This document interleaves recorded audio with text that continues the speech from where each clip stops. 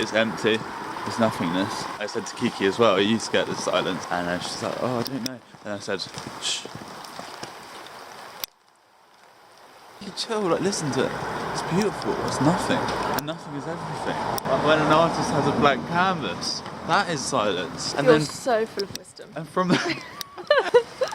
Yeah! The day of Cody's new hairstyle. Should I tell him? Yeah, so as you can see there's a bit of pineapple on my head. It does look a bit weird. It's not the most aesthetically pleasing. Came through last night, the revelation. I've been thinking about it for a while. It's quite annoying, it's very high maintenance, and it's part of my identity and this physical things that I identify with, because that's not who I am. I am true spirit, having a physical experience. So I thought about chopping it off. And the new plan is that I'm going to do exactly that. And I'm going to raise lots of money for a good charity. And I've been doing the Rave to Save the Trees. And this might be Shave to Save the Trees or Shave to Save the Seas. I don't know yet which one I want to say. Exactly. And we want to create a bit of hype around this pineapple head first to get people that want to shave that thing off. Yeah, and people be like, what's going on with your hair, mate? It looks a bit silly. And then I can say, yeah, it does look silly. That's the point. If you want to donate a £5, I'm going to chop it off. You think I look stupid and you want me to look better? If you want to donate, I'll get a page going, a crowdfunding page. I think the way I'm going to do it, you know, they tier the donations. I'll do like, if you donate £3, you get to have eternal thanks and maybe something little. £5, you get eternal thanks and get to come to the event where I'll be chopping it off with hedge trimmers. If you donate a £10, you get to come to the event and you get a curl. Oh, I want a curl. If you donate 30, then... You get the whole head? No. You get eternal thanks, come to the event, and you get a dread. Oh! And if you donate 50, you get to contribute to the shave, or maybe 50, you can chop it off. Really? How about the people that donate 3 have to shave their heads, but if they donate 50, they don't have to? If you donate 50, you have to shave your head? No, they get to shave my head. Oh! Or maybe 100, 50, then they're the one that gets to do the hedge trim. Yeah. Chop it off. That's roughly what's going to happen. Got to choose the day, probably on graduation, so I'm not a bald when I graduate. Oh yeah. I can show my grandchildren my pineapple head. You do it before the graduation, so you are bald for the thing. Yeah, but I want my grandchildren. That comes with the story. I want my grandchildren to see my pineapple head. Oh yeah, that's true. In my robes, it'd be funny. And I could say to them, look grandchildren, I did that. It looks stupid, but I did it. Because we ought to live, not just exist. Like, why are we here? And what's the point? Even the questions don't cover it. They're kindergarten, aren't they, compared to what is actually here? The universe, like, what's the point of that existing? Like, it just came out of nowhere. It has come out of nowhere, as far as we don't know. But it's for itself, isn't it? It's for the bliss of it. Yeah. It's for the piss. The bliss of it. Oh. Although for the piss of it as well, I suppose, you know. Yeah, I'm there for the piss of it. In India, you know, they call it Satchitananda. They say the ultimate truth is Satchitananda. Sat is reality, Chit is consciousness, Ananda is bliss. Ranga, great name. Ranga. They say the ultimate truth is everything. You know, it's God, it's the self, it's everything. But the point of it is what's in it, bliss. They would say that everything begins in bliss, subsists on bliss, ends in bliss. The people who reach that state, which is any tradition, obviously, you can reach that wherever you are. But once you reach that, everything you realise is just a play. Just like just like you must know from watching films, you know, from studying films, how unreal it is in the sense that you have the images projected on the screen. The images constantly change, but the screen is the same. It is always the same.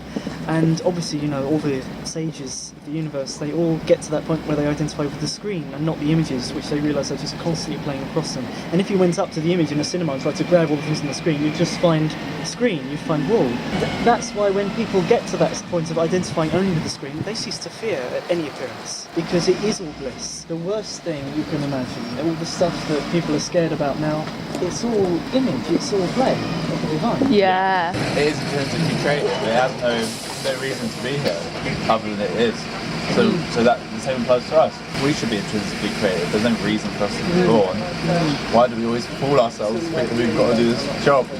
It's really funny, isn't it? These purposes. Even though obviously everyone complains about their lot in life and about the madness of the world, it is because they're desiring certain things that keeps them in that worldview, in that pattern. Because we want things, we manifest it. Because we are interested in pursuing things, it keeps coming to us. It's like if you're in quicksand and you're trying to make an effort to get out of it, so you get stuck in more. When people start to disengage from anything in the world, it starts to lose reality, and that's how when people really identify with the screen, they really do feel that it is just image, because they don't have such a strong body sense anymore, for one thing.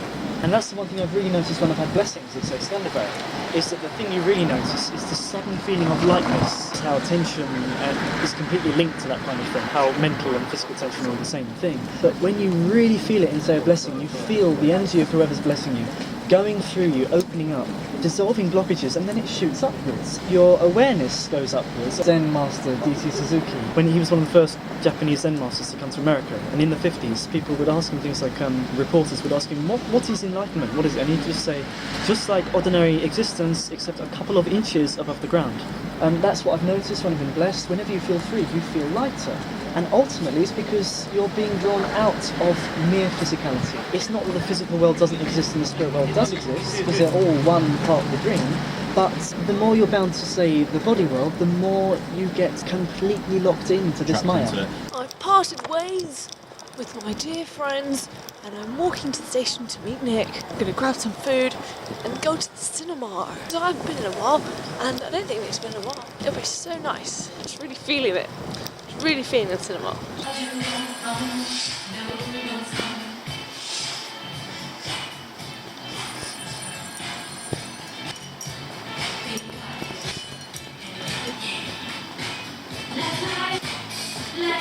We just walked around Bath, went to a couple of charity shops, went to Harvest, got some lovely things, and went to New Leaf, got some nice nuts and seeds. What else did we get? On the way back, we came across this. We'll be having stir fry tonight. I've got a problem. A bad smelling, but problem. Good job that doesn't put me off you. Be real to yourself. Peace. I love vegetables. Booja ice cream, the best ice cream I've ever tasted. Gorgeous, amazing dinner. You want to see it? Alright. Stir fried broccoli and carrot, alfalfa sprouts, sweet potato, and I put these on the side because they are so scrumptious. Complete organic meal, most from Riverford veg box I've just started getting. All whole food plant-based. It's absolutely delicious. And what's even better is that kitchen god here made it super duper tasty. Nick, what are your tips? Get your vegetables nice and prepped before you do anything. Got to get your base sorted first. Garlic, your lemongrass, onions, get your chilli in there. South Asian kind of food, Eastern food. You want a bit of sweetener in there, a bit of coconut sugar, but we just slapped in some bloody agave syrup. Slapped in all of it, really high heat. Slapped in the root vegetables, a bit of black salt in there, a bit of apple cider vinegar, maybe a bit of soy sauce, and then we just mixed in some spinach and kale. You're telling me you start with the spices in the pan and then the sizzle them up with the onion and garlic?